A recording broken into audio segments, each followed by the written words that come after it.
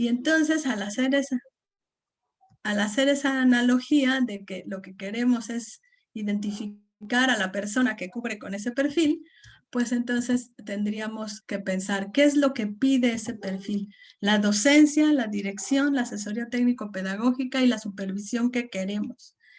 Principalmente pone en el centro de su preocupación la protección de los derechos de las niñas, los niños y a los adolescentes. Es uno de los principios pedagógicos más importantes, pero además, pues dentro de nuestra constitución política y dentro de nuestras leyes actuales, se habla de la importancia de un enfoque de derechos y de la atención a la diversidad, de reconocer sus capacidades, talentos, necesidades, intereses, emociones y características, de dónde provienen, de qué familias, las formas de crianza, cómo es la cultura, los usos y costumbres, para poder identificar sus formas de pensar, de sentir y de interactuar con el mundo. Y entonces comprender que cada uno de esos niños que tengo en el aula, que son muchos, son diferentes. Y si yo me conduzco a partir de ese enfoque de derechos y de esa comprensión de la atención a la diversidad, pues lograré mejores resultados en el aula, en la escuela, en la zona escolar o donde trabaje. También ese docente, ese director, ese ATP y ese supervisor reconoce que su trabajo cotidiano contribuye a que los alumnos, sus familias y la comunidad en general tengan bienestar. Entonces, ¿cómo mi actitud frente a todos y en las interacciones puede lograr influir en ese bienestar? Puede ser un elemento importante para lograr, por ejemplo, el reconocimiento de la diversidad, la promoción de la interculturalidad, de la inclusión, y que las familias y que los alumnos se sientan bien al ir a la escuela, porque en esa escuela se está contribuyendo a su formación integral y se está reconociendo que él es importante. ¿Cómo hacer que en la escuela cada uno de nuestros estudiantes se sienta importante? No solo el que tiene buenas calificaciones, no solo el que se porta bien, o que destaque no solo el que se porta mal o el que tiene más reportes, ¿no? Sino que todos se sientan parte de algo y se sientan importantes. También la docencia, la dirección, la asesoría técnica que queremos, la supervisión que queremos, asume el compromiso ético de la formación de ciudadanos críticos. ¿Para qué vamos a la escuela? ¿A qué vamos a la escuela? Y se identifica a esa persona como un formador de personas que pueden desarrollar un pensamiento crítico a partir de los conocimientos, habilidades que se van desarrollando en la escuela, para que esos chicos, como producto del trabajo que se realice con ellos, se dispongan a ser partícipes en la construcción de un mejor país. Por ejemplo, con conciencia social, para la interacción con los demás y respetar a los demás, o también con conciencia ambiental, por ejemplo, para poder, pues, respetar el medio, promover que en el medio ambiente, pues, se proteja por todos. Se requiere para eso, pues, que los directivos y supervisores, los ATPs, sean líderes cercanos y empáticos, enfocados, para impulsar en la escuela formas de trabajo con los colectivos escolares, para que lo que se hace en la escuela realmente contribuya a un mejor país, a una mejor forma de hacer las cosas. Y para eso, pues, se tiene que dominar la propuesta curricular vigente, para orientar cómo se puede adaptar la propuesta al contexto específico en donde se desarrolla el colectivo, en donde se realiza la práctica educativa cotidiana. Y entonces no se puede hacer eso si no tengo el conocimiento de qué es lo que quiero lograr con la educación, cuáles son las tendencias internacionales, cuáles son las habilidades que los ciudadanos deben formar en el siglo XXI para poder interactuar en este mundo globalizado. Y entonces interpreto junto con mi colectivo, o cada individuo interpreta también, interactúa con los demás esa propuesta curricular y la adapta a las necesidades específicas del contexto. También, pues, tenemos que identificar muy bien cuáles son los cambios que vienen en nuestro artículo 3º constitucional, que nos definen cuáles son los criterios que orientan a la educación. Ahí nos dice el párrafo 2º del artículo 3º, en la última reforma que la educación deberá estar orientada por un criterio basado en los resultados del progreso científico, en la lucha contra la ignorancia y sus efectos, las servidumbres, los fanatismos y los prejuicios. Y eso implica también que tenga un criterio democrático que contribuya a la mejor convivencia humana, que sea inclusivo, equitativo, nacional, intercultural, integral y de excelencia. Y tengo que entender cada uno de esos conceptos, identificar muy bien a qué se refiere con excelencia, a qué se refiere con democracia, porque las prácticas que se viven en la escuela tienen que cubrir todos esos criterios, tienen que ser permeadas todo el tiempo por esos criterios. Entonces, por ejemplo, la vez pasada les comentaba acerca de esta cuestión de la democracia. La democracia en la Constitución se identifica como, no solo como una forma de gobierno, sino como una forma de vida. Y eso tendría que implicar que en la escuela se viva esa democracia. La escuela nuestra no es democrática. La escuela nuestra es poco flexible, es rígida. El estudiante que desea ir a una escuela tiene que cumplir exactamente con las reglas que esa escuela le impone y tiene que actuar de acuerdo a las exigencias de cada uno de los maestros. No se le toma en cuenta, no se le pregunta qué quiere aprender, cómo quiere aprender, no se le pregunta cómo quiere ser evaluado, nada de eso, ni se procura su autonomía y autorregulación. Lo que se hace es traes el cuaderno forrado de tal color, tienes que traer tales útiles, esta es la tarea de hoy, me la entregas para tal día, no la recibo después, te voy a evaluar con tanto porcentaje del examen y tanto porcentaje de tareas y tanto porcentaje del cuaderno o de trabajos adicionales. El maestro es el que decide, el que dice, el que impone. La escuela es la que decide el uniforme, cómo lo van a traer, dónde lo van a comprar, cómo es el horario de entrar y de salir. Todo es impuesto, pura imposición, imposición, imposición. No hay democracia. Entonces la persona no crece en democracia, no sabe argumentar, opinar, no se hace de un pensamiento crítico que le permita, por ejemplo, irse desarrollando y armándose de elementos para que cuando tenga un trabajo no sea explotado por su jefe. Pues está acostumbrado a que todo lo que le dicen tiene que decir que sí, porque así lo pidió el maestro, porque así es la escuela, porque así está la exigencia. Y entonces cuando llega a otro lugar, pues lo ponen a trabajar más horas y si no lo corren, o si no, no le pagan y él no es capaz de defender sus derechos. ¿Por qué? Porque así lo formamos. Así es nuestra escuela, poco flexible, una escuela que no se adapta a las necesidades de las personas que asisten a ella. Y analizando cada uno de los conceptos, también tendríamos que ver qué significa inclusión, qué significa esa convivencia humana, sana, pacífica, en donde todos los respetemos, qué significa que la educación sea integral, por ejemplo. Si no es integral, ¿cuántas horas los niños están sentados en la butaca?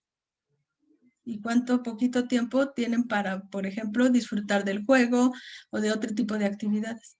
En nuestra currícula tenemos 2 horas de artes, poquitas horas de algunas actividades y muchas horas de español, muchas horas de ciencias, muchas horas de matemáticas. O sea, no nada más es en el actuar cotidiano, sino también en cómo está la prescripción a nivel general, desde la propuesta curricular hasta las leyes y luego, pues, cómo las aterrizamos. Entonces, no logramos que nuestra educación se rija con esos criterios. Están enunciados en la Constitución, pero no los hacemos una realidad.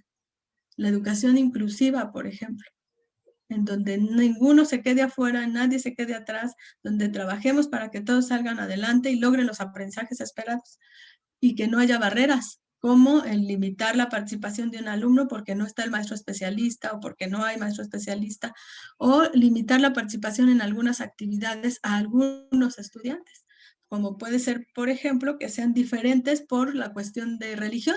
No saluda la bandera y entonces pues que no salga al homenaje. Eso es excluirlo, cuando debemos aceptar por la libertad de culto de la Constitución que él tiene otra religión y solicitarle que tenga pues respeto aunque no salude a la bandera, aunque no cante el himno nacional, pero que esté presente con una actitud de respeto. Y es no excluirlo, sino atender de acuerdo a sus diferencias.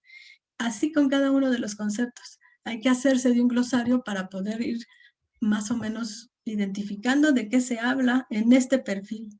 En ese perfil se identifican esos rasgos característicos que se espera fomentar en el trabajo cotidiano de todos nosotros para poder orientar nuestra práctica profesional dirigida a la construcción de una cultura escolar en donde todos avancemos hacia la mejora. La idea con esto es identificar la importancia que tiene la educación para lograr una mejor sociedad. Y eso implica pues también promover la justicia, la democracia y la equidad en la escuela. La justicia poco se promueve. O sea, las calificaciones son asignadas a partir del criterio impuesto por una persona, no a partir de hacer una justicia que tenga que ver con entender las diferencias individuales. La práctica cotidiana de nuestras escuelas es así y tendría que ser una escuela que procura la excelencia. Esa excelencia implica el desarrollo de ese pensamiento crítico y la posibilidad de que la comunidad sea partícipe también del hacer de la escuela. Y entonces la escuela tendrá que funcionar conforme al contexto donde se ubica y conforme a las necesidades de su población infantil o adolescente. Un servicio educativo que esté basado en los derechos de las niñas y los niños, poniéndolos a ellos en el centro como prioridad. Pero que lo que aprenden en la escuela, esa escuela que tiene que ser para todos, también les sirva para su vida presente y futura. Y entonces el maestro deje de ver la propuesta curricular como una serie de contenidos que tiene que abordar y luego pues trabaja con los niños, les deja trabajos, les deja tareas, ellos entregan, cuantifico si entregó o no entregó y le califico. Y los aprendizajes, pues sabrá Dios dónde quedaron. O sea, ¿logró los aprendizajes o no los logró? ¿Eso cómo lo puedo verificar? ¿Qué tipo de herramientas, qué tipo de actividades puedo desarrollar en práctica docente para poder identificar junto con los niños sus logros de aprendizaje? Eso está todo señalado en el perfil y ustedes pues tienen los perfiles y han analizado los dominios de cada una de las funciones y ahí pues se identifica con claridad qué es lo que se espera de cada una de las figuras para lograr esa escuela deseable que es la escuela que queremos. Esta escuela que nos habla de prácticas inclusivas, prácticas interculturales, prácticas con equidad y de excelencia, ambientes favorables para que todos participen y todos aprendan independientemente de sus características, prácticas que tienen que ver con la formación integral y no solo en el aula, sino también en la escuela, con la colaboración de todos, con la participación de las familias. De eso se trata. Y la SEP dice se busca a esa persona que sea innovadora, creativa y dispuesta a aportar con su quehacer cotidiano a la mejora de una escuela que ahora es rígida, poco flexible, poco amable para los estudiantes. La escuela necesita personas que impulsen la transformación social, docentes, directivos, supervisores, ATPs, que tengan conocimientos, habilidades, aptitudes, actitudes y valores para lograr una escuela diferente. La recompensa es la satisfacción del deber cumplido. Y la pregunta es si le has visto. La SEP dice, para encontrar a ese docente voy a aplicar 2 instrumentos. El de conocimientos y aptitudes, que es el de opción múltiple, y el de recursos personales y prácticas educativas, que son las 15 preguntas de respuesta construida. Entonces, me voy a enfrentar a ello. Y necesito estudiar y revisar y prepararme con mis compañeros. Tenemos guías para eso y las orientaciones que nos dan pues este grupo de trabajo y tenemos la posibilidad también de interactuar con nuestros compañeros. Ahora, en el caso del instrumento de valoración de conocimientos y aptitudes, se habla de una guía que solamente me está orientando acerca del tipo de reactivos que van a venir, los indicadores, los perfiles, y de ahí deriva los dominios, criterios, indicadores, pero es específica porque viene por función, por nivel, con algunos textos adicionales para cada una de las funciones y niveles. Hay para telesecundaria, para secundaria, por asignaturas. Entonces, bueno, eso es, hay que identificarlo bien, cuál es mi guía. Y para la otra, el otro examen, la guía se llama guía práctica y esa no viene específica, es de manera general para lograr identificar cuáles son el tipo de preguntas que se van a realizar a los docentes, no importa si son de preescolar, primaria y secundaria, a los directivos, a los supervisores y a los ATPs. Son 4 guías. Entonces hay que identificarlas para poder trabajar alrededor de ello y prepararnos. Voy a adelantar aquí unas cuestiones que tenía aquí que no. Bueno, me voy a regresar a esta nada más por los tiempos. Cuando ustedes entren en la guía van a encontrar ahí el simulador y el simulador nos permite tener un espacio en donde voy a contestar esa pregunta. No se fijen en las preguntas del simulador, el tipo de preguntas que vienen no son para nosotros, son solo para que ejerciten y vean cómo está el ambiente. Nos sirve para familiarizarnos pues con el sistema del examen, pero no por el tipo de preguntas, más bien guíense por la guía, por el tipo de preguntas de la guía. Ahí en la guía, déjenme, me voy rápido a esto que me pasé, nos dice que para contestar las preguntas de respuesta construida, se necesita que ustedes contesten de acuerdo a su opinión, a su práctica profesional. Se solicita la redacción de un texto breve donde se exprese esas acciones que estamos haciendo cotidianamente, pero con relación al deber ser que está señalado también en los perfiles. Otra cosa que nos dicen es que ejercitemos la escritura reflexiva para poder responder desde nuestra experiencia personal y que veamos los perfiles para que de cada indicador podamos identificar cuáles son las posibles preguntas que nos van a hacer para recordar algunas situaciones que hemos vivido con relación a ese indicador. También muy importante es tener presente que no nos van a pedir evidencias, ni citas de autores, ni nada. Entonces, familiaricémonos con esta propuesta de cómo van a ser las preguntas y ese es el antecedente que les quiero poner para trabajar lo de los principios pedagógicos. Vamos a suponer que esta es nuestra pregunta. Puede ser el planteamiento de un caso, una pregunta, una situación específica, que me digan qué harías en tal caso o que me pregunten qué sucede en ese caso y descríbelo. Entonces, este es un ejemplo.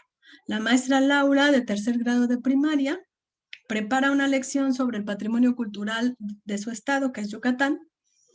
Para ello solicita a sus estudiantes que hagan una lista de las expresiones culturales que consideran más representativas de su comunidad. Ellos aportan algunas ideas, pero son pocas. La maestra les pide que en casa consulten con sus familias para que después al día siguiente nos platiquen, ¿no?, sobre las costumbres, actividades que realizan y que tengan que ver con la cultura maya. Voy a ponerles el caso completo. Al día siguiente, algunos estudiantes señalan la lengua y la gastronomía como parte de esos usos, costumbres o cuestiones culturales de su entidad. También dicen que tienen familias que hablan maya o mencionan algunas comidas que preparan en casa y que son típicas de la entidad. Otros mencionan la música y la artesanía y otros dan ejemplos que no son originarios del estado. Y la maestra Laura entonces aprovecha para explicarles también que Yucatán tiene una rica historia de migración cultural y que algunas actividades que no son típicas del estado se practican en las familias. La maestra les pregunta a sus estudiantes qué expresiones practican ellos en casa, identifica algunos que hablan algunas palabras en maya, otros que saben bordar, otros tocan un instrumento, otros están aprendiendo a cocinar, etc. Y con la información obtenida, la maestra les pide a sus estudiantes que mediante pequeñas exposiciones compartan lo que ellos saben hacer de esas tradiciones culturales. En el cierre de las actividades, la maestra hace preguntas detonadoras para facilitar el diálogo sobre la diversidad y sobre la riqueza del patrimonio de su comunidad. La pregunta que me hacen es, ¿qué principios pedagógicos toma en cuenta la docente al realizar estas actividades con sus estudiantes? Ayúdenme a decirme en el chat qué principios pedagógicos son los que ustedes identifican ahí. Esa docente, ¿qué principios pedagógicos aplicó en su práctica? A ver, platíquenme y aquí yo escribo. Ok, dice aprendizaje situado. Traten de recordar los principios pedagógicos. Belia, ¿cómo es el de interculturalidad? Trata de recordarlo. ¿Cómo lo dice en nuestro plan de estudios? Habla sobre diversidad, pero ¿cómo lo dice? Trata de recordar. ¿Alguien más me puede decir qué más aplicó la maestra aquí? Reconocer la diversidad. ¿Qué más? Ok. Generar ambientes. Ambientes ya no vi. Ambientes de aprendizaje. También favorecer la cultura del aprendizaje. ¿Cómo es el de la planeación? Trata de recordar cómo es este. Marlene ya me dijo esto. Es correcto, Marlene. Es apreciar la diversidad. Ahí ya había escrito diversidad. Diversidad como fuente de riqueza para el aprendizaje. Muy bien. Bueno, cuando yo tenga que contestar este tipo de preguntas,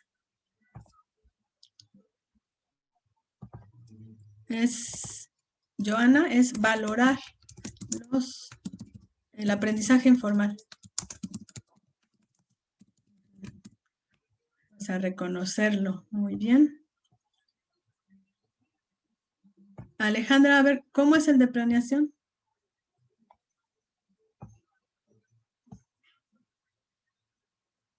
Ok, otro también es tener en cuenta los saberes previos del estudiante. ¿Cómo es el de temas de relevancia? Favorecer la inclusión para atender a la diversidad. Muy bien. Ahora me dicen algunas personas, maestra, ¿y cuáles voy a considerar? ¿Los de 2011 o los del 2017? No importa cuáles, todos. ¿Por qué? Porque son complementarios, no son contradictorios. Favorecer la inclusión para atender a la diversidad. Muy bien. El alumno en el centro del aprendizaje. Muy bien.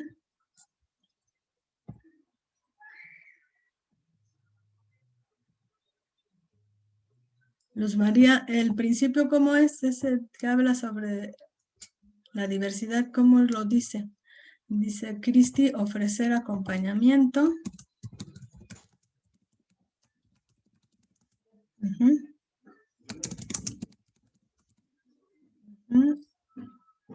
Ok. Luego, eso, ahí está. Ya Carmen lo escribió, el de planificar. Planificar para potenciar el aprendizaje. Okay. Muy bien, Gaby. Entonces te puse un ejemplo desde Mérida, ¿verdad? Modelar, creo, Cristi, que no está aplicando modelar el aprendizaje. Valorar el, aquí está ya el de valorar el aprendizaje informal. Muy bien, ok, entonces una vez que yo escribo algunas ideas que me permiten contestar la pregunta, que es ¿qué principios pedagógicos toma en cuenta la docente? Puedo ya empezar a argumentar. Puedo empezar a escribir y entonces decir, la docente al preguntar a los estudiantes sobre los usos y costumbres en sus familias, está reconociendo la importancia, no importa que escriba mal ahorita, ahorita corrijo, del aprendizaje informal. Luego, colocando en el centro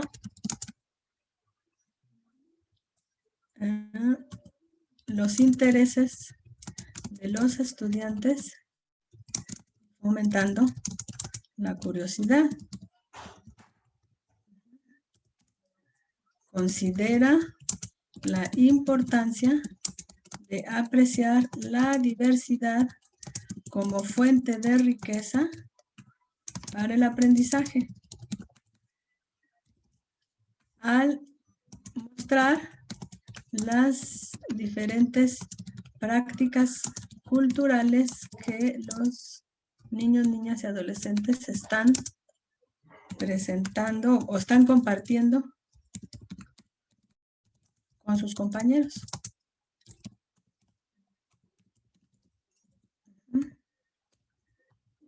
Y voy quitando algunas cosas. Toma en cuenta los saberes previos del estudiante y no tengo que ponerlos todos, ¿eh? También. Y ofrece acompañamiento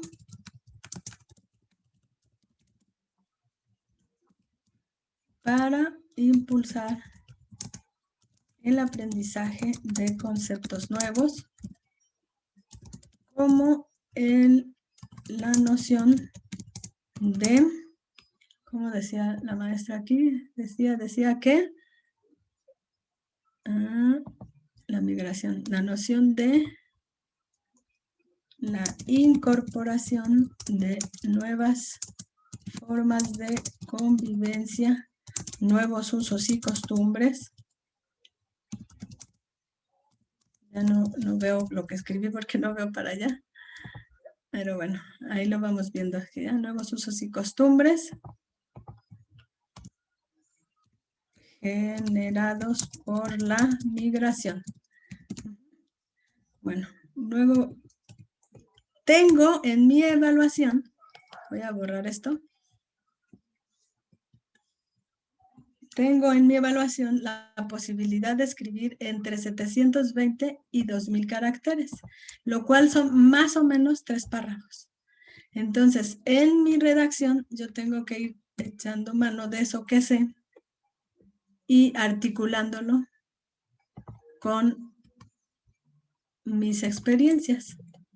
Y entonces puedo decir, ahora sí, cuando planifico mis actividades didácticas, considero las características, y allá voy a hablar de mí. Siempre tengo que hablar de mi práctica, de mi experiencia, para poder reflejarlo aquí, porque es evaluaciones sobre valoración de la práctica, recursos personales de los cuales he hecho mano y lo que conozco para poder argumentar lo que estoy aquí respondiendo según la pregunta, ¿no?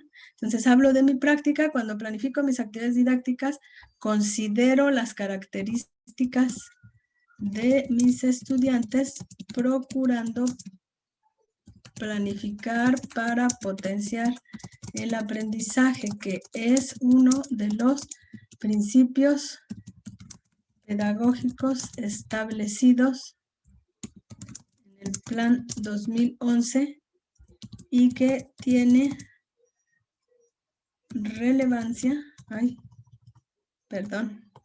que tiene relevancia para el quehacer docente. ¿Puedo hablar ahí sobre planificación? Para mí, la planificación es importante o es fundamental porque me permite, ya no quiero escribir, porque me permite anticipar el tipo de actividades que realizaré con mis estudiantes, organizando el tiempo y los materiales. Bueno, ya que escribo mis 3 párrafos y demás, me voy a corregir mis errores y reviso, y tengo más o menos 8 minutos para hacer todo esto por pregunta. Y son 15 preguntas. Y entonces ya puedo verificar si esto, cuando ya está bien la pregunta, déjenme, me voy a...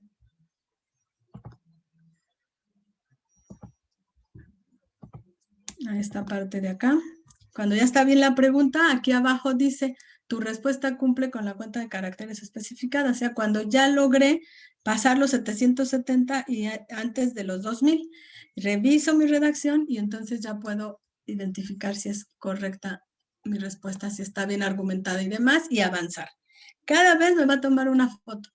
Aquí puse una redacción, más o menos. No tan deprisa como la otra, pero más o menos. Con este ejercicio, la maestra ha tomado en cuenta los saberes de sus estudiantes, tanto informales como los formales, y para enseñar a sus estudiantes las características, el origen y la diversidad del patrimonio cultural de su estado. Además, ha mostrado aprecio por los intereses y empatía por los intereses de sus estudiantes al reconocer el valor de sus experiencias fuera de la escuela.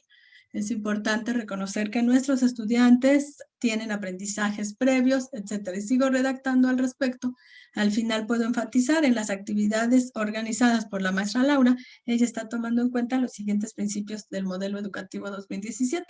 O puedo retomar los del 2011. Están bien ambos, no hay mayor problema. Entonces, pues de eso se trata el ejercicio de práctica reflexiva y entonces pues tengo que recordar muy bien cómo este plan de estudios, estos programas que son los que rigen mi quehacer, pues son la base para la toma de decisiones, pero que no los puedo tomar tal cual porque tengo que adaptar mi práctica al contexto en el que estoy desarrollándola.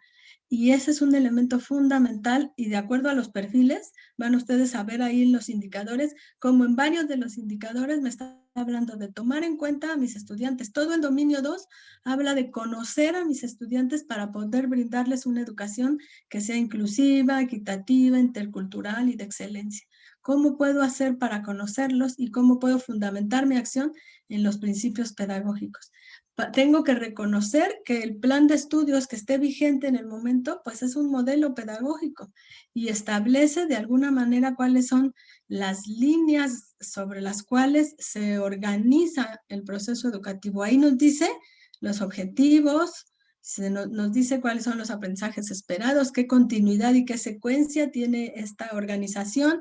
También nos habla de qué tipo de procedimientos nos sugieren y también nos establece cómo es ese vínculo pedagógico entre el conocimiento, el docente, que es el que enseña, y el estudiante, que es el que aprende. Hay una diferencia significativa con otros momentos en donde se acostumbraba a pensar que el docente tiene todo el control y el aprendizaje es una consecuencia de la enseñanza.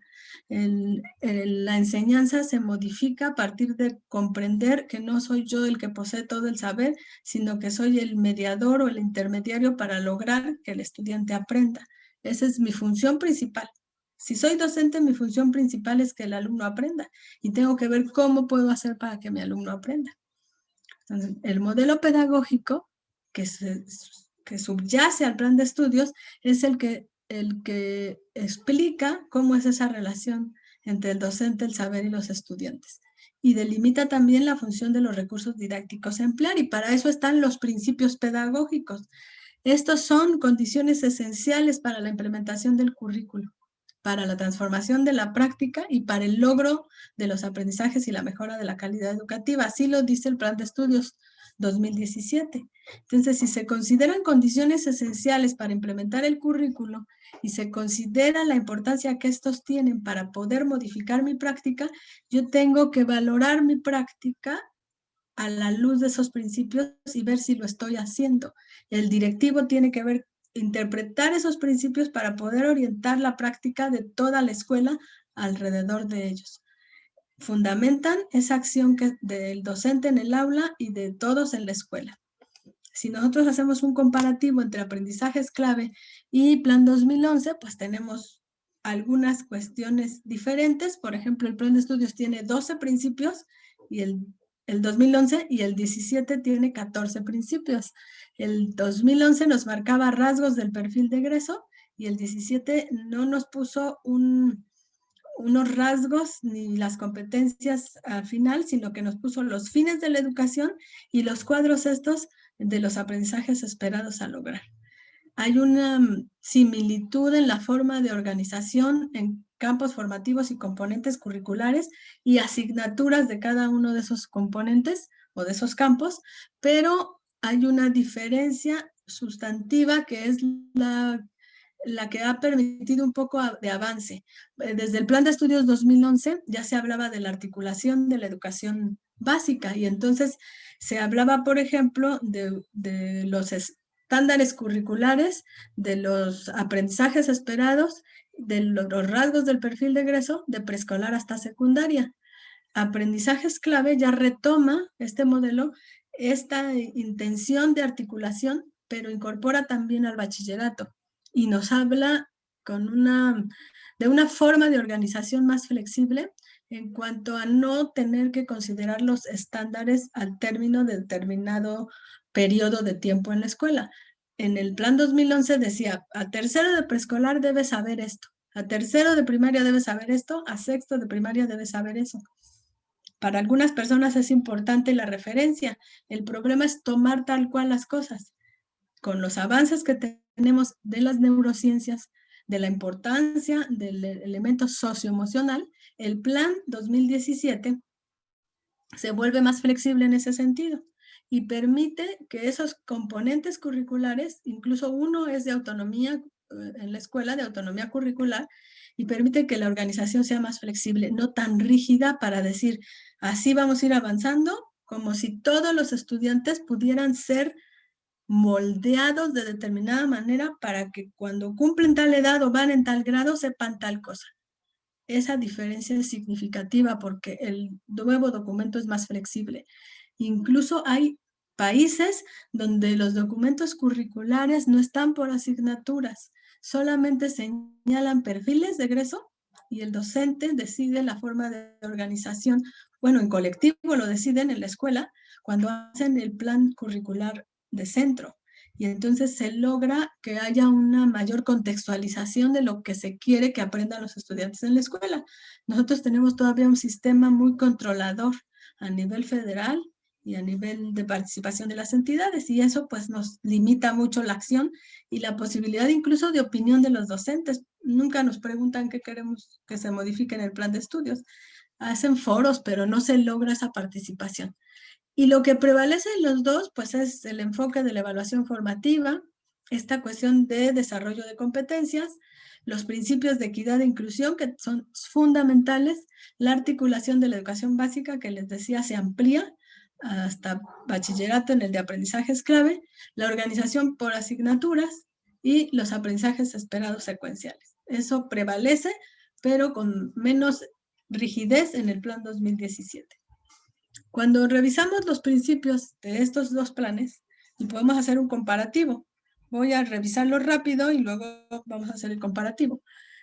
Los 12 principios están considerados como elementos que nos definen nuestra práctica. Entonces, no se trata de hoy aplico uno y mañana otro, sino todo el tiempo tengo que tratar de aplicar los principios pedagógicos en mi cotidianidad del trabajo docente. De centrar la atención a la atención en los estudiantes y en sus procesos de aprendizaje implica quitar la atención de los contenidos. Y eso no lo hemos logrado en las escuelas. Quitar la atención de los contenidos o del libro de texto como guía para el trabajo.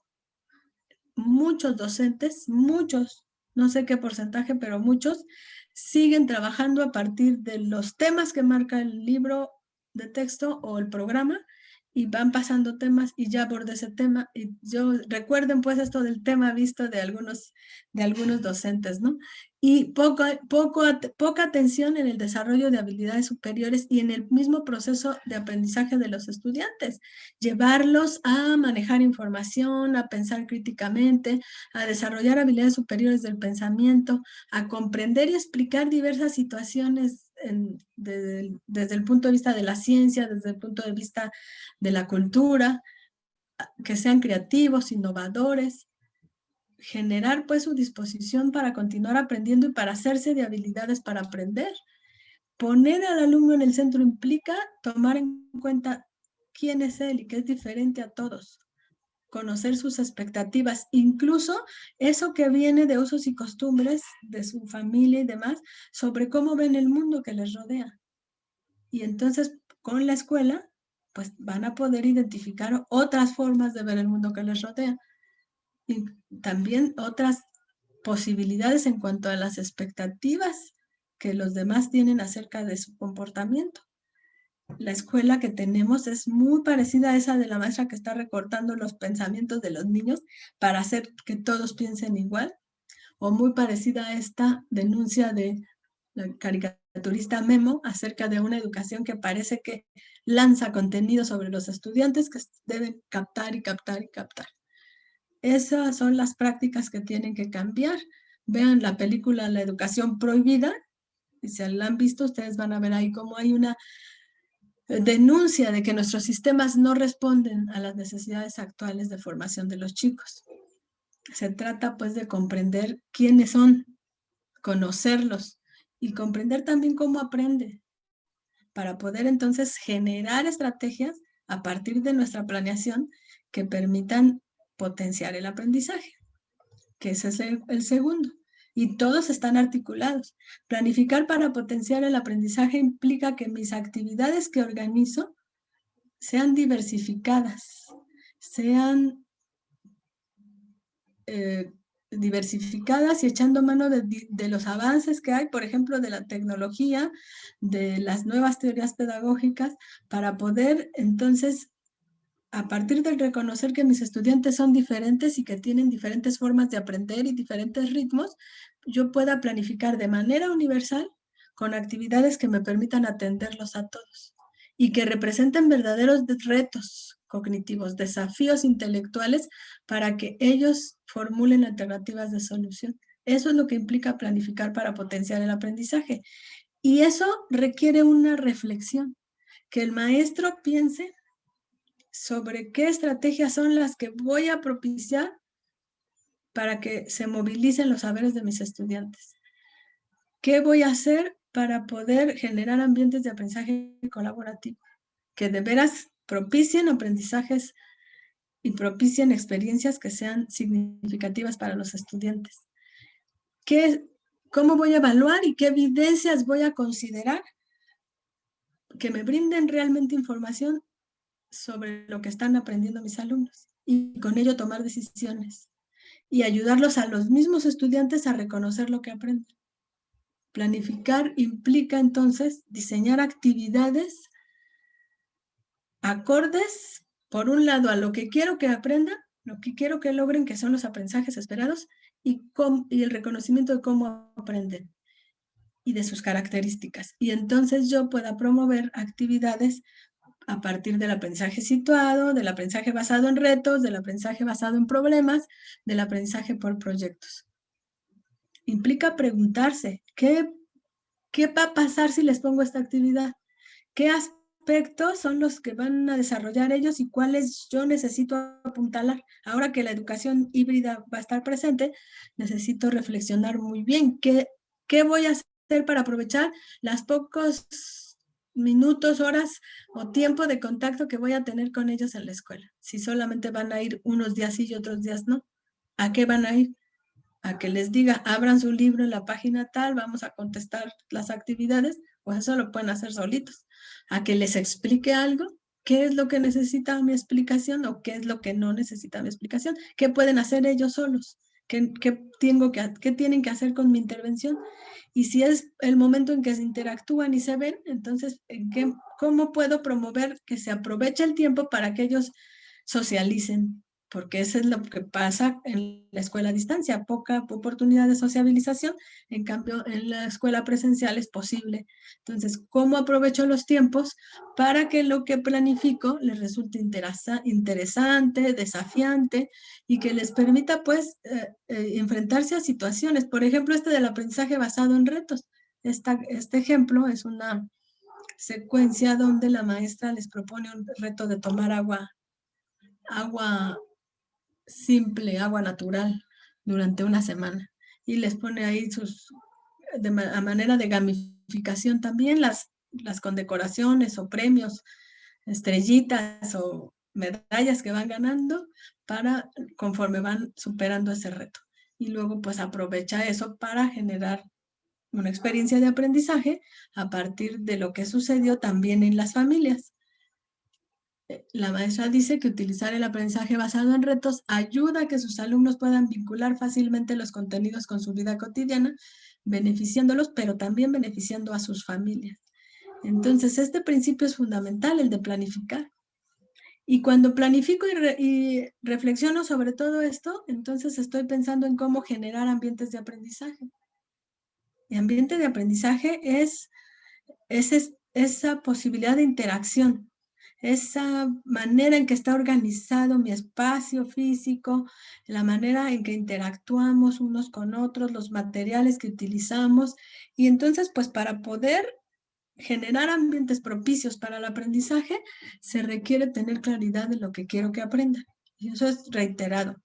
Para poder ponerlos en el centro, para poder planificar, para potenciar el aprendizaje, para generar ambientes de aprendizaje, necesito conocerlos, necesito identificar muy bien cuáles son sus características y necesito tener claridad de lo que quiero que aprendan. Y eso me lo da el plan de estudios.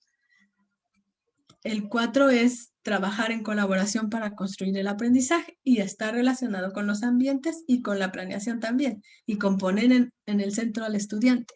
Trabajar en colaboración implica que los alumnos logren definir metas comunes, que haya un liderazgo más compartido, que jueguen diferentes roles a la hora de participar en equipo, que incluso desarrollen capacidades para esperar su turno, para poder participar, para tener un sentido de responsabilidad y corresponsabilidad. Todo eso es lo que puedo hacer si busco la manera de trabajar en colaboración. El quinto es el que nos habla de poner énfasis en el desarrollo de competencias. Este es el que cambia un poco con respecto al plan 2017 que les decía. Esa es la única parte que creo que tenemos que eliminar un poco de nuestra visión docente, esa idea de estándares curriculares como descriptores de logro que dicen lo que los alumnos deben saber hacer y habilidades que deben demostrar, conocimientos que deben poseer al terminar un determinado tiempo de escolaridad. Eso es lo que tal vez podamos eliminar. En eso están basadas las pruebas estas estandarizadas como PISA y todo eso. Quizá mientras estemos participando en ello, pues necesitamos tener presente que cuando un estudiante se enfrente a una prueba de ese tipo, pues necesita manejar determinados conocimientos y saberes a determinada edad. En ese caso, la prueba PISA es a los 15 años, entonces, pues es un poco limitante eso porque es contradictorio con la idea de que todos son diferentes y pueden avanzar a su propio ritmo. Pero bueno, ahí están los estándares curriculares, pero ya no recuperados en el plan 2017. En esa parte del principio 5 se define lo que es una competencia, como la capacidad de responder a diferentes situaciones, poniendo en práctica ese saber hacer con saber, o sea, las habilidades con el conocimiento y la valoración de las consecuencias de ese hacer, que son las actitudes, los valores. Y los aprendizajes esperados, que eso sí siguen, la terminología sigue vigente en nuestro plan actual, sobre qué es lo que quiero que aprendan los estudiantes. Son la definición de lo que se espera que logren en la asignatura, en el grado, en el nivel, y es un referente para poder hacer la planificación y la evaluación. O sea, yo planifico a partir de los aprendizajes esperados y de del contexto y de las características de mis estudiantes. Así debo planificar e interpretar mi propuesta curricular. El 6 habla de usar materiales educativos para favorecer el aprendizaje. Hay un documento en la bibliografía sobre materiales educativos que está interesante, sobre cómo utilizar o potenciar el uso de estos materiales. El maestro tiene que diversificar los materiales que utiliza para que no sea el libro de texto el único recurso. Y ahora con las TIC, pues también estos materiales informáticos, recursos audiovisuales y demás que tenemos y que podemos aprovechar, además de los acervos de las bibliotecas. Y está ligado con lo que planifico y con el tipo de ambientes que voy a generar, con poner al alumno al centro y con la posibilidad de trabajar en colaboración. O sea, todo está articulado. Evaluar para aprender es el séptimo, implica el adoptar un enfoque formativo para la evaluación. Identificar cómo la evaluación me lleva a entender lo que estoy logrando para mejorar el aprendizaje, pero también para evaluar la práctica docente. Por eso es evaluar para aprender. El 8 es favorecer la inclusión para atender la diversidad. Ese implica reconocer que la escuela atiende a una diversidad de estudiantes que son diferentes en muchos aspectos. Son diferentes en cuanto a la familia de origen, diferentes en su físico, diferentes en sus formas de pensar, diferentes en sus formas de actuar, diferentes en sus comportamientos cotidianos a la hora de interactuar con los demás. Y eso implica entonces que yo planifique actividades en donde se aproveche esa diversidad como un aspecto que enriquece la vida de todas las personas. O sea, saberme diferente me ayuda a conocerme a mí mismo y a respetar, conocer a los demás y respetarlos. Y si la educación es un derecho, necesitamos garantizar que la educación llegue a todos.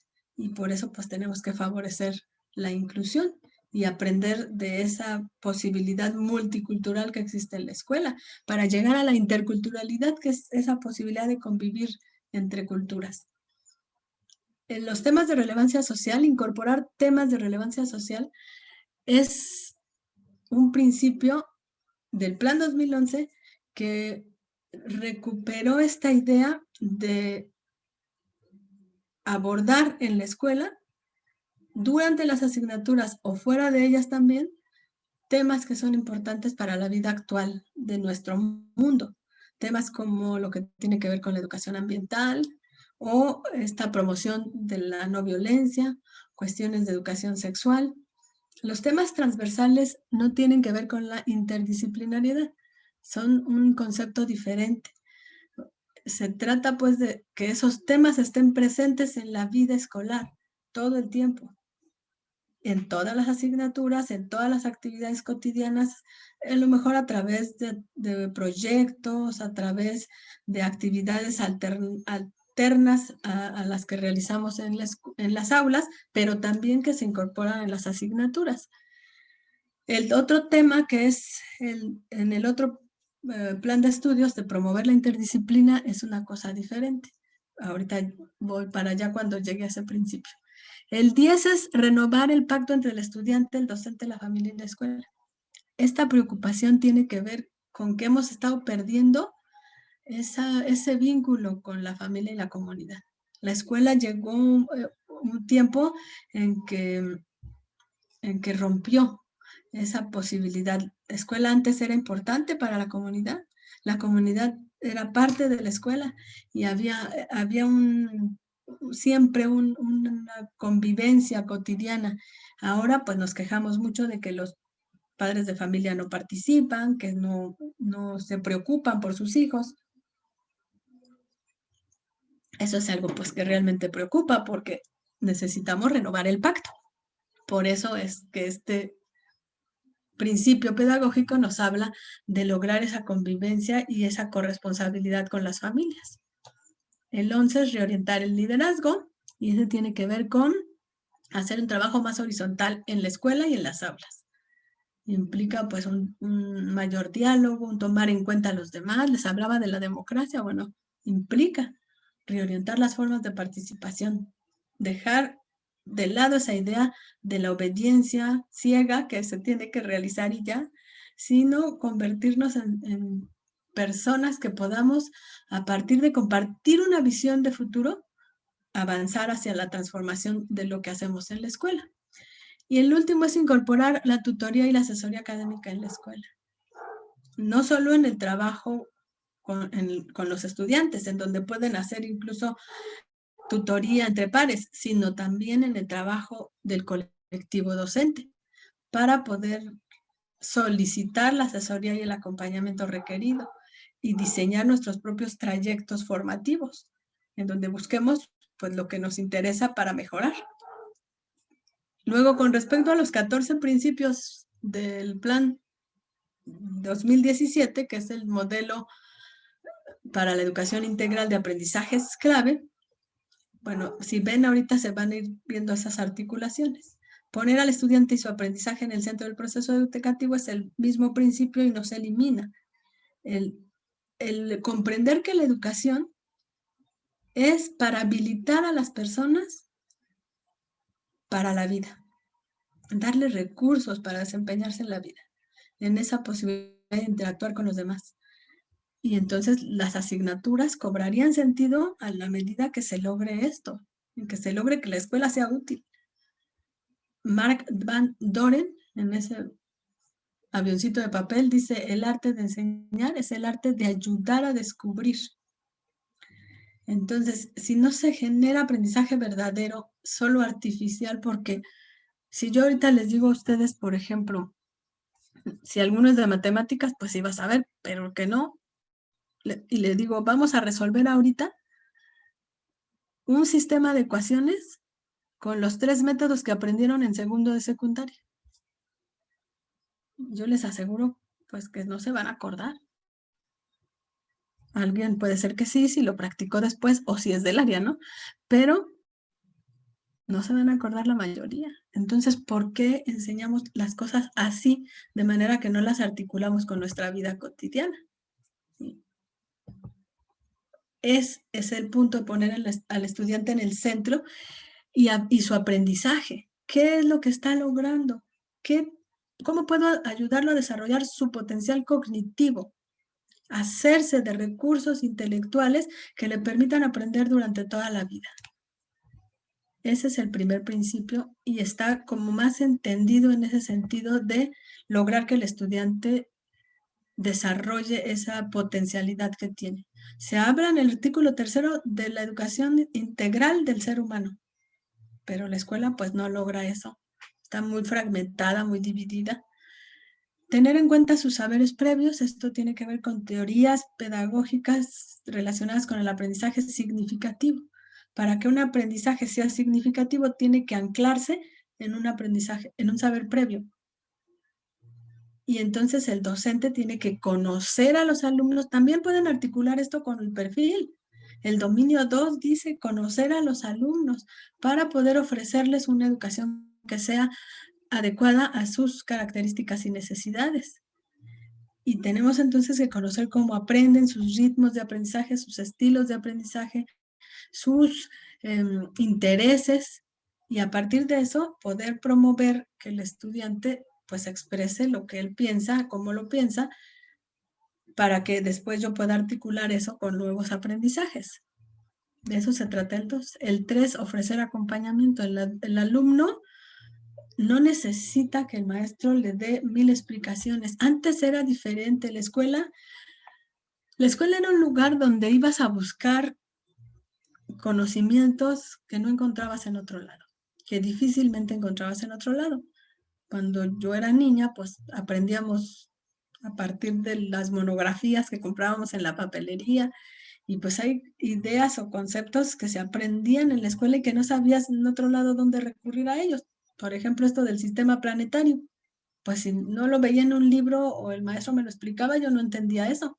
El movimiento de traslación y rotación y todo eso, pues lo aprendíamos. A eso la escuela tenía una función determinada. En este momento, para poder aprender todo eso, hay un montón de recursos.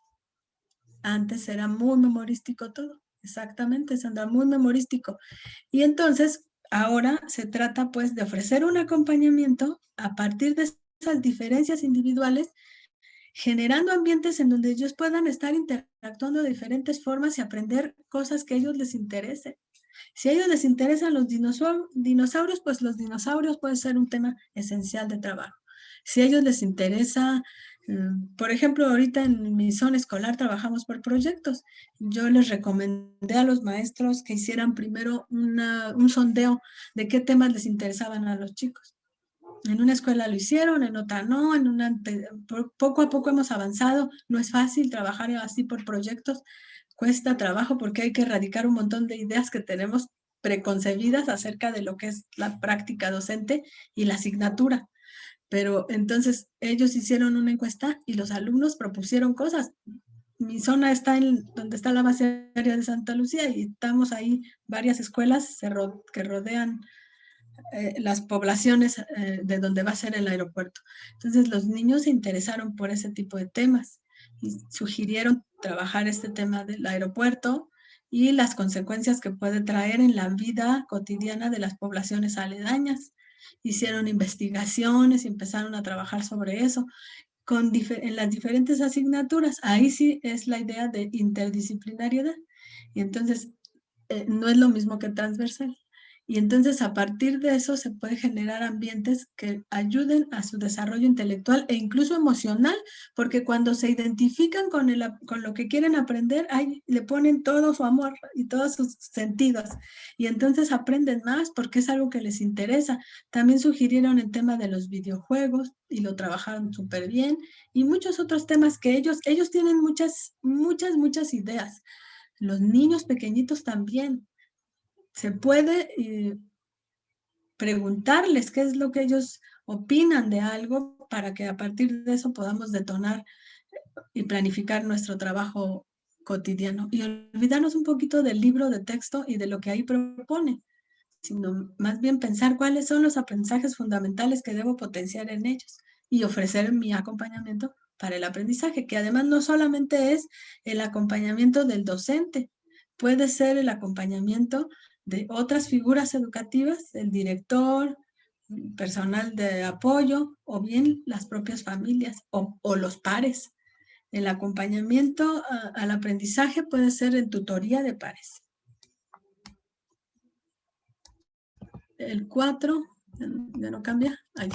El cuarto principio de este plan de estudios es conocer los intereses de los estudiantes.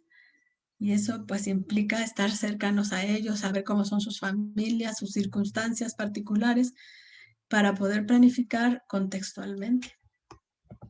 El 5, ahí ya me lo brinqué, el 5 es estimular la motivación intrínseca.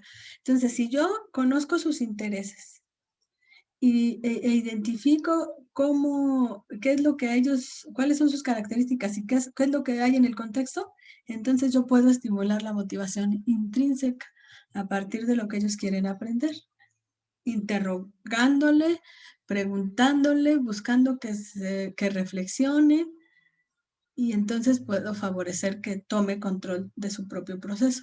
Si esto lo hubiéramos hecho desde el 2011 para acá, con los principios pedagógicos del 2011 y luego los del 2017, ahorita que se fueron a distancia los chicos no nos hubiera costado tanto trabajo. Somos nosotros muy controladores los maestros. Entonces, hoy les dejé tal tarea, para el jueves me la entregan, la quiero de tal color y en una hoja blanca, en computadora, etcétera, ¿no? Entonces, pues no es esa situación que sucede en la cotidianidad, no la incorporo. Entonces necesito trabajarlo de manera diferente y entender la propuesta curricular de manera diferente. De reconocer la naturaleza social del conocimiento es el sexto. Implica identificar que todos aprendemos con todos. Y esto está basado mucho en la teoría del constructivismo social de Vygotsky. Implica buscar que los estudiantes trabajen colaborativamente y los docentes también trabajar colaborativamente para poder, pues, potenciar el aprendizaje. Propiciar el aprendizaje situado tiene que ver con identificar las situaciones del contexto que permitan vincular los conocimientos con la realidad cotidiana.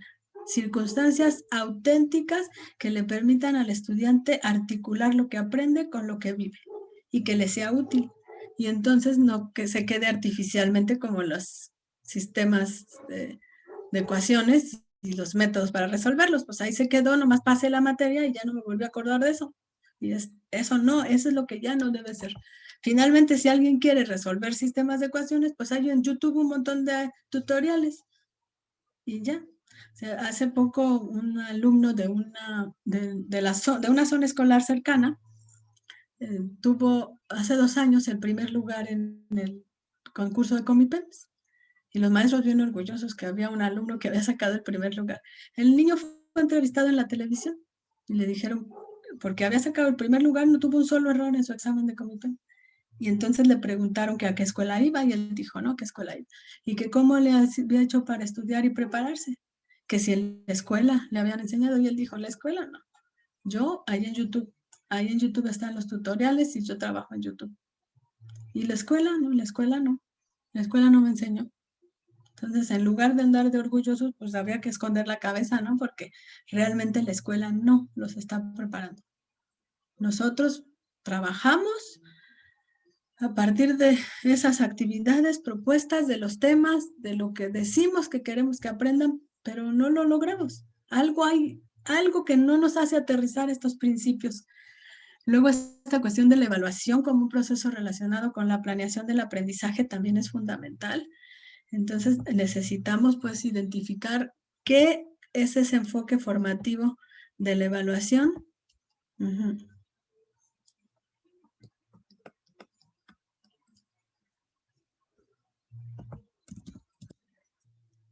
Ay, bueno, permítanme un segundo.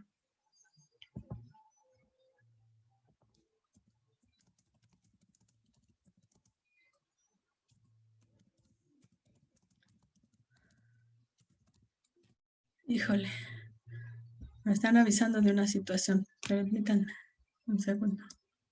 Ahorita sigo. Gracias. Un accidente. Bueno, ok. Espero que no sea grave el asunto. Okay. Entonces, es que sonó mi teléfono y no lo quise contestar y era mi hermana, pero ya me dijeron que no me preocupé, al rato me dicen. Ok, entonces seguimos.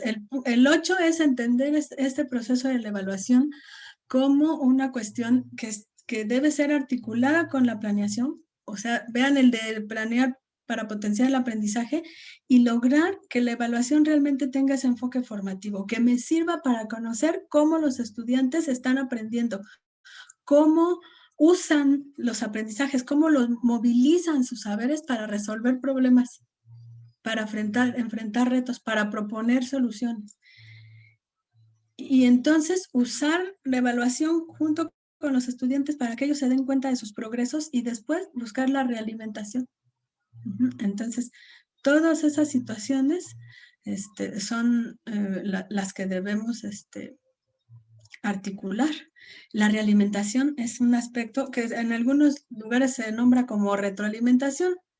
No se preocupen por si es diferente o es igual. Son términos que utilizan los teóricos, pero la realimentación del trabajo del alumno implica que el docente identifique con argumentos claros, objetivos y constructivos aquello que le va a servir al estudiante para mejorar.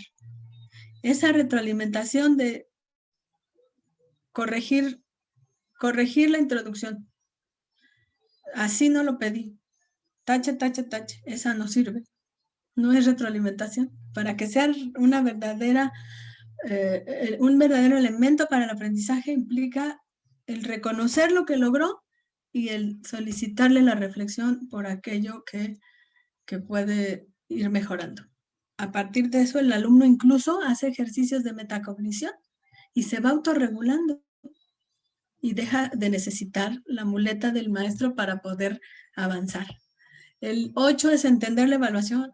No, ese es el 8. El 9 es modelar el aprendizaje. Hace un rato lo mencionó una de las compañeras, pero modelar el aprendizaje implica convertirse en un modelo de conducta para sus estudiantes.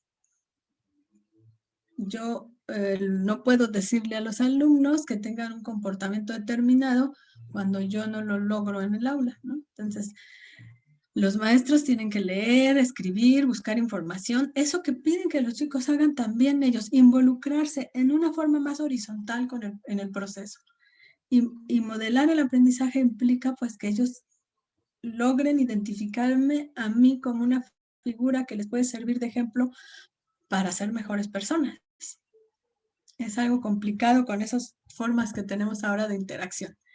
Valorar el aprendizaje informal, también lo mencionaron las compañeras, es reconocer que se aprende toda la vida.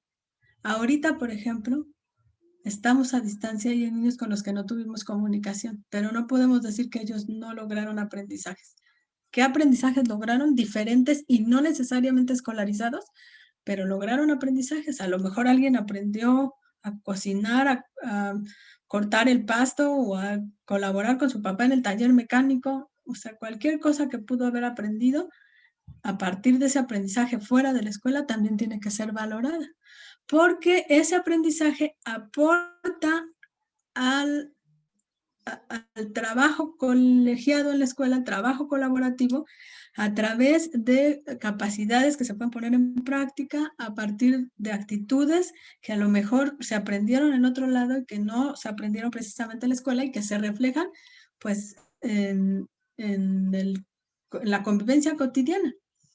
El 11 es promover la interdisciplina, que les decía que es diferente al de los temas transversales. La interdisciplina implica abordar los aprendizajes esperados desde diferentes asignaturas, con la colaboración de las asignaturas. La relación entre las disciplinas para poder comprender un fenómeno determinado a partir de los aprendizajes esperados.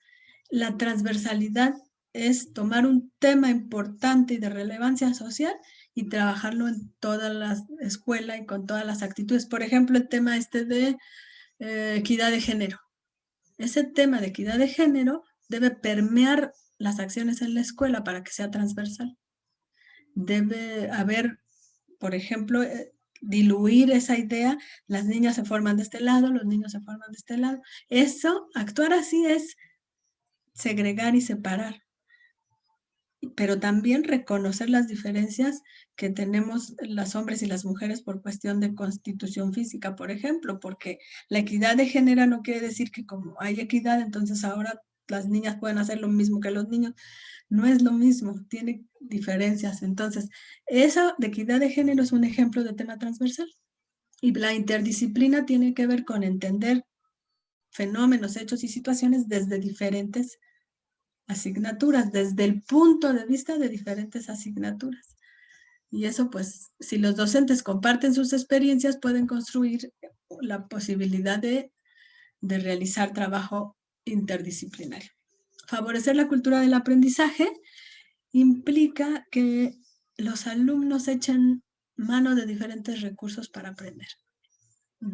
Esto pues ayuda a que los niños vayan haciéndose conscientes de su propio aprendizaje, hagan ejercicios reflexivos sobre cómo aprenden, incluso reconozcan que se involucran las emociones, las formas de actuar para poder aprender. O sea, cuando yo logro controlar mis emociones, es posible que yo pueda identificar formas de aprender diferentes, a partir de hacerme de un ambiente diferente y demás. Entonces, aquí importa mucho tomar en cuenta a los estudiantes, lo que ellos piensan, cómo se involucran. Se trata pues de promover su autonomía. Por eso les digo que si hubiéramos trabajado con estos principios, pues estaríamos del otro lado ahorita que se fueron a distancia los chicos, porque pues hubiéramos logrado que ellos confiaran, que ellos tuvieran hábitos de estudio, que se hicieran responsables de su propio aprendizaje, pero el maestro está acostumbrado al control en el aula y el alumno se para 20 veces a preguntar, ¿voy bien, maestro? ¿Así, maestro? Maestro, ¿cómo dijo? ¿En qué página? Maestro, no traigo lápiz. Aquí hay un lápiz para ti, ¿no? Resolverle situaciones. O sea, así es nuestra cultura escolar. Una cultura que no provoca la autonomía, no provoca la autorregulación y que pone énfasis en contenidos. Esa es nuestra cultura escolar y es la que tenemos que cambiar. El 3 es apreciar la diversidad como fuente de riqueza para el aprendizaje, o sea, reconocer que somos diversos, pero también apreciar esa diversidad que es cultural, que es lingüística, que es étnica, que tiene que ver con nuestras características intrínsecas, con nuestras características también de físicas, todo eso, para poder entonces aprovechar esa diversidad para promover el entendimiento de las diferencias, el respeto a las diferencias, la reflexión individual acerca de lo que significa ser diferente, pero tener los mismos derechos, tener la posibilidad de tener las mismas oportunidades. Y eso implica pues formas de comunicación diferentes, lograr favorecer el aprendizaje de todos. eliminar las barreras para el aprendizaje y la participación. Y finalmente, este tema que es súper importante, este principio pedagógico, que es usar la disciplina como apoyo al aprendizaje.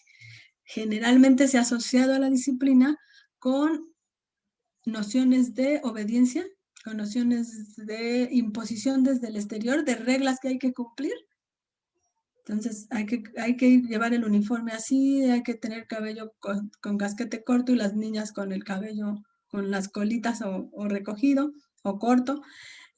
O sea, estas nociones de obediencia desde el exterior, y eso se asocia con disciplina. Y eso no es la disciplina. La disciplina es la posibilidad de tener una autorregulación personal, un autodominio. Sí de establecer normas, pero a partir de acuerdos. Y eso es desde dentro. Y entonces usar la disciplina como apoyo para el aprendizaje implica propiciar un ambiente de aprendizaje seguro, cordial, colaborativo, estimulante, colocar altas expectativas en los chicos, saber que ellos pueden regularse, saber que ellos tienen la posibilidad de que aun cuando no esté el docente, ellos pueden seguir trabajando. Y eso hace que la visión de la disciplina sea mucho más trascendental que lo que es simplemente el cumplir con normas. O sea, vean los 14 principios del aprendizaje es clave y los 11 principios de 2011 son complementarios. No hay contradicción en ellos. Y entonces tendríamos que aplicarlos todos, en nuestro actuar cotidiano. Y eso haría pues nuestro trabajo diferente. Ahí, en esas dos imágenes están todos los principios y podemos hacer una relación entre cómo se articulan unos con otros. Por ejemplo, para poder planificar, para potenciar el aprendizaje, necesito conocer a mis estudiantes y sus intereses, ofrecerles un acompañamiento, estimular la motivación intrínseca y entender a la evaluación como parte del proceso de planeación, pero además entender a la evaluación como un elemento para el aprendizaje, que es el 7 de acá y el 8 de acá. Y así puedo identificar las relaciones que existen entre todos estos principios que dice el documento que son los que orientan nuestro quehacer cotidiano en las escuelas. De eso se trata esto de los principios. Y cuando yo tenga que argumentar en mis textos argumentativos o identificar las opciones de mis preguntas de opción múltiple, pues tengo que recordarlos, traerlos para poder explicar cómo es que yo los comprendo. Y bueno, para cerrar estas sesiones vamos a contestar unos reactivos. ¿Qué les parece si los hacemos? Tomen una hoja, y es un ejercicio un poco diferente esta vez, tomen una hoja y escriban del 1 al 25 para que vayan contestando y poniendo las opciones de respuesta. Son 25 reactivos, así que es una evaluación. Son 25 reactivos y ustedes lo que tienen que hacer es identificar cuáles son los, déjenme, aquí tengo un error.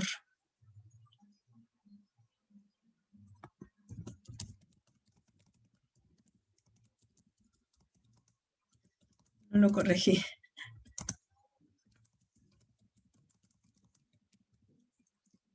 Ya lo estoy corrigiendo. Ok. Entonces, ¿qué vamos a hacer? Ustedes numeren del 1 al 25 y después de que numeren del 1 al 25, entonces al final yo les pongo la respuesta si se califica. ¿Va? Vamos con el primero. No los voy a leer. Son 25, ahí dice que son 15, pero son 25. No los voy a leer, ustedes los van viendo y de ahí vamos avanzando poco a poquito. Vamos a ir de a 30 segundos con cada uno.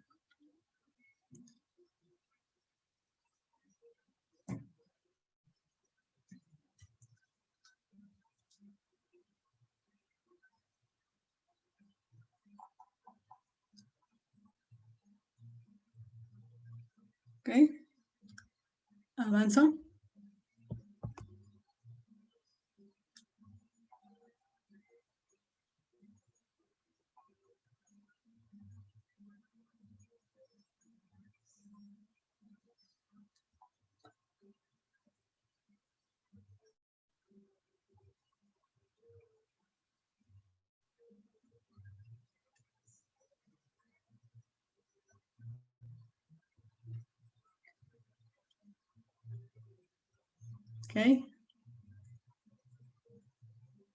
No es tan difícil, ¿eh? Está fácil.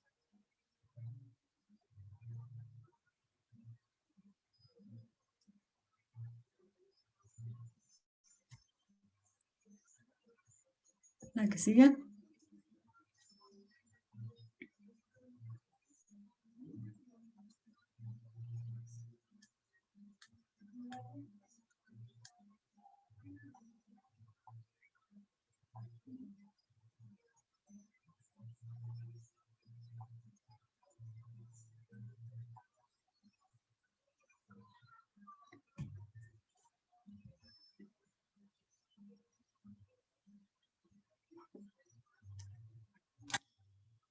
Facilito. Número 4.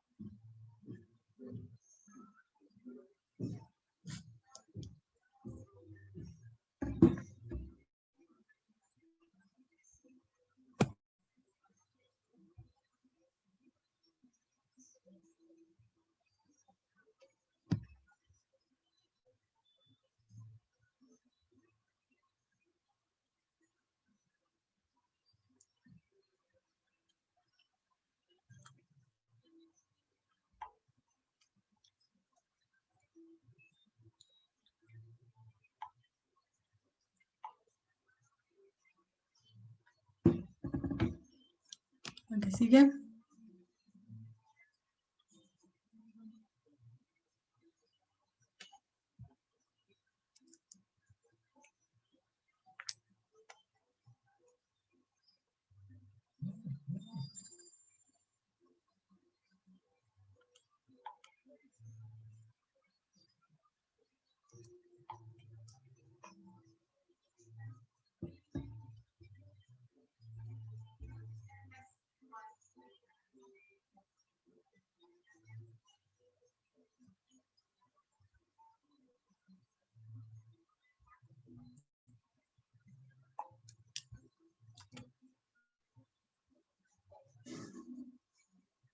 La que sigue.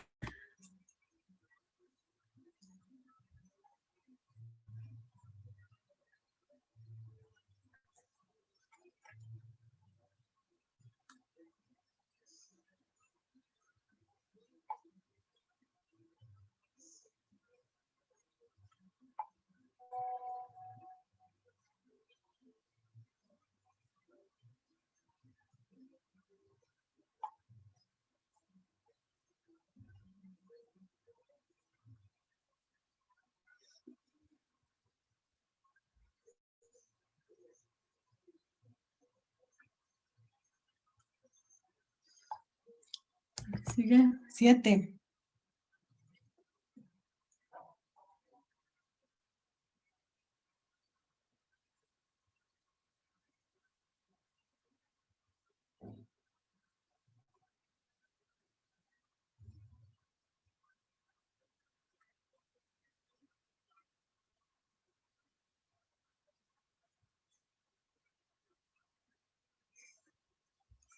8.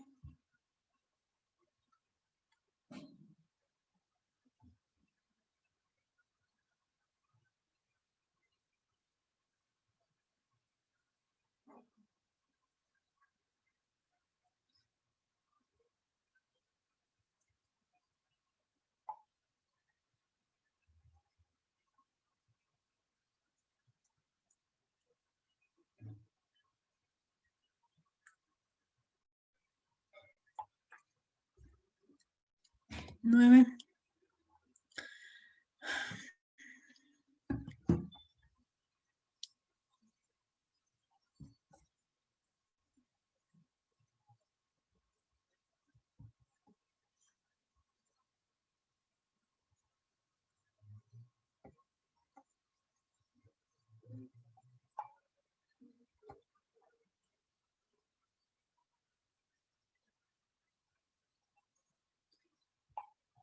10.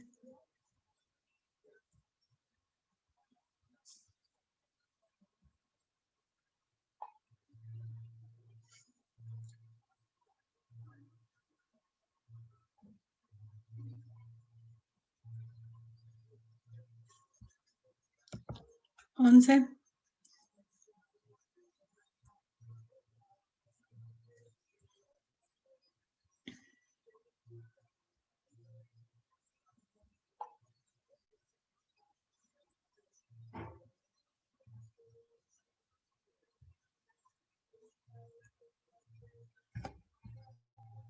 12. Espero no ir tan rápido.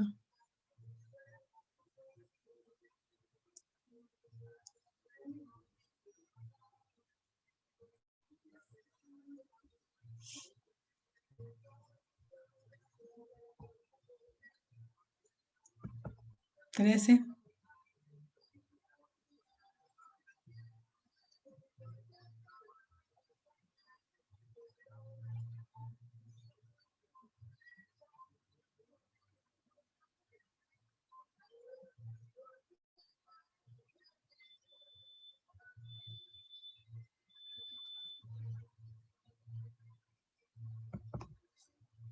14.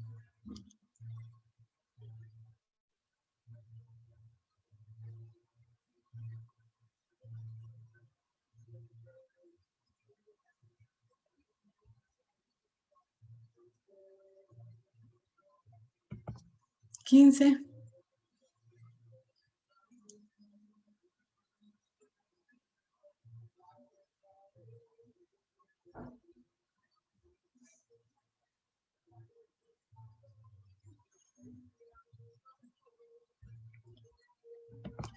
16. Ahí les puse la imagen de que ahora ya es aprendizaje esclavo.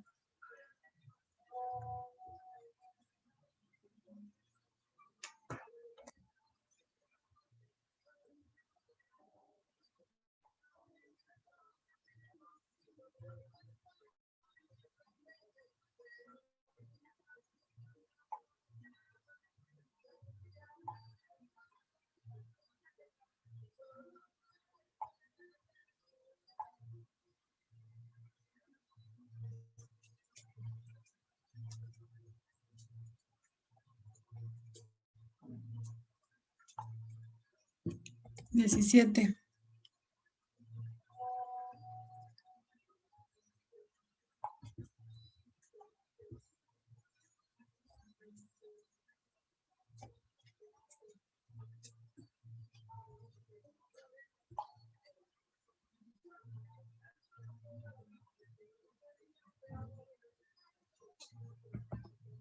18.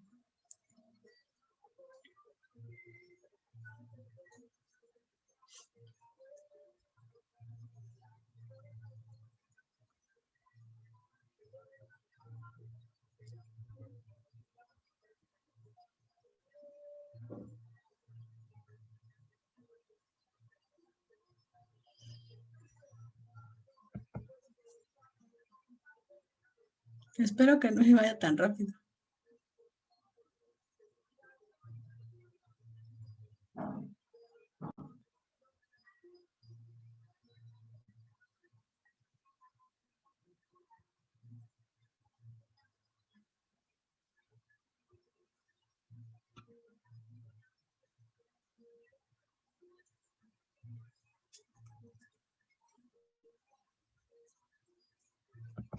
20.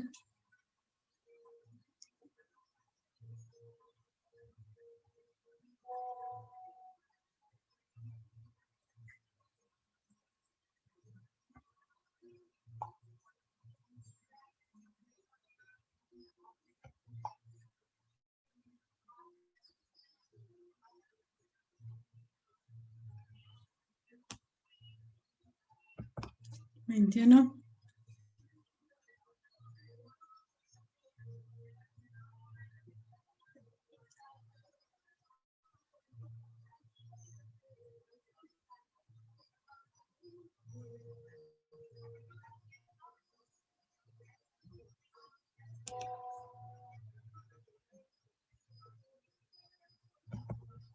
22.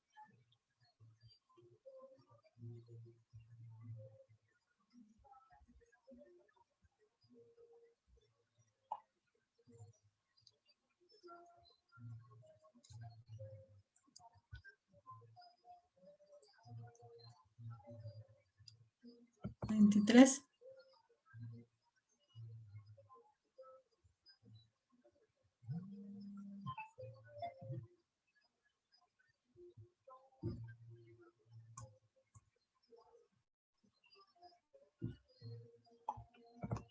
24.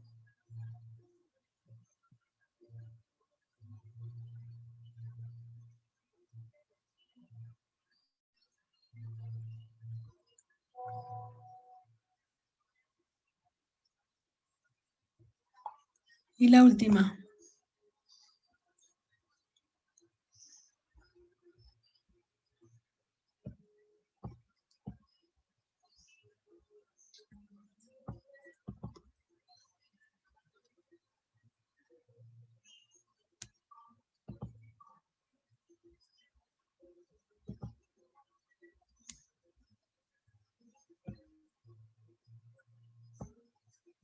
La primera estaba mal.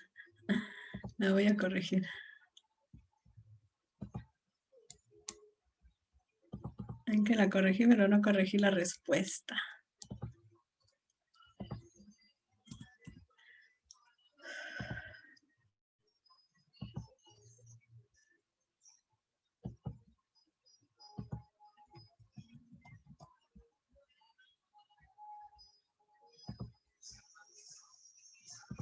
Ya. Ya parché la respuesta porque estaba mal la primera. Van las respuestas.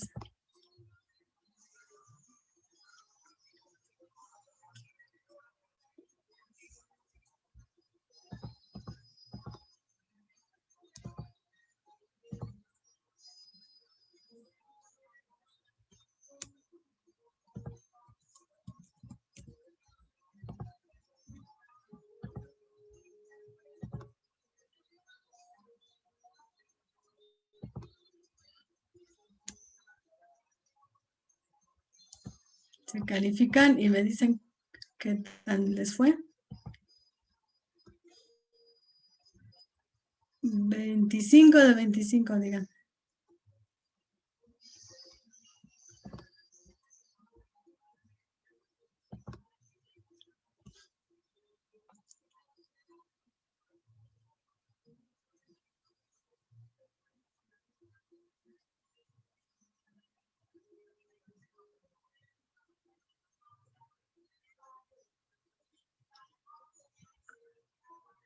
A ver cómo les fue. Díganme en el chat cómo les fue. 17 de 25, dice Marlene. Muy bien.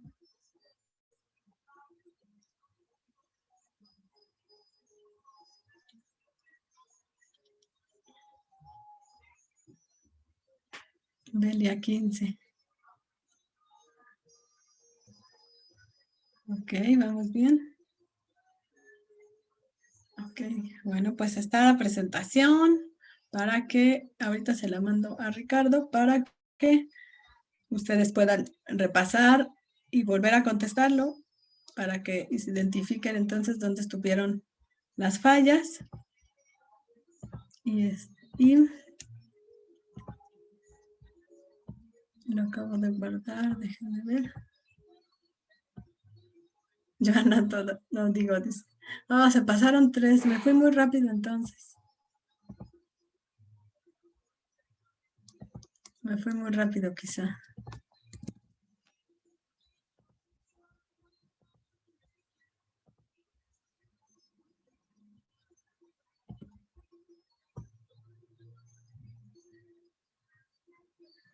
Estoy tratando de enviar.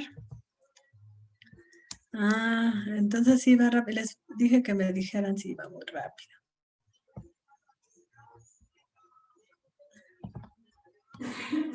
Bueno, a ver, ahora vamos a ver. Tengo estos dos simuladores que sirven.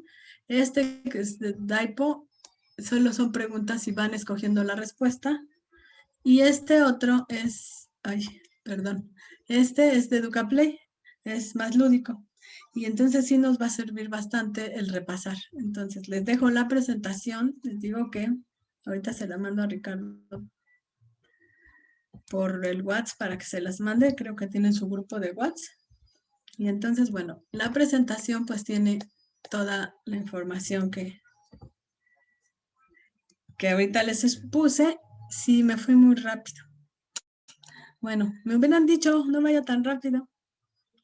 Pero bueno, ok. A ver, entonces, bueno, aquí lo puedo subir, ¿verdad? Al WhatsApp, ya veo que tiene aquí activado. No, no me deja. No, no me deja subirlo. O si Mejor quieren el web, maestra, para compartírselos a los compañeros posterior. va. Ahí va. Y ahí tienen esas ligas para hacer esos 2 ejercicios lúdicos. Listo.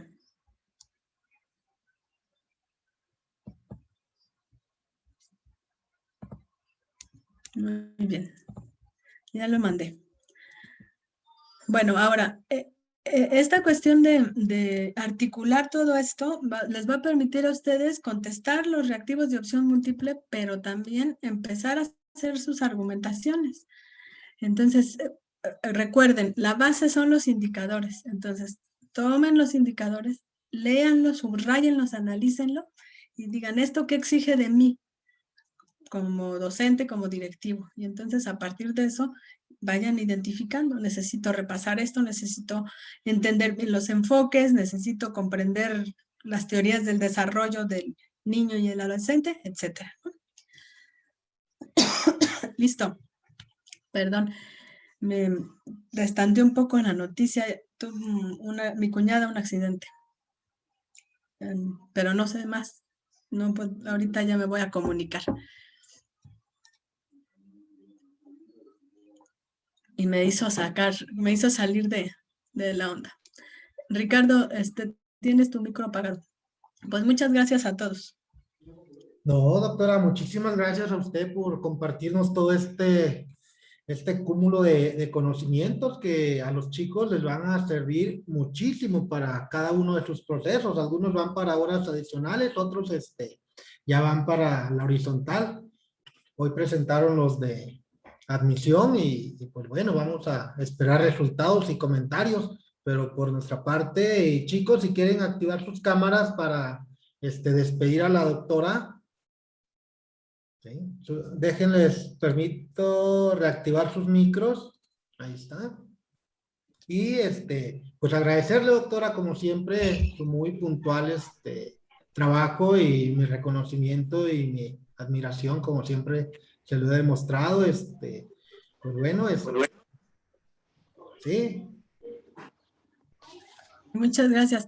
Gracias a todos por sus buenos deseos. Esperemos que todo esté bien.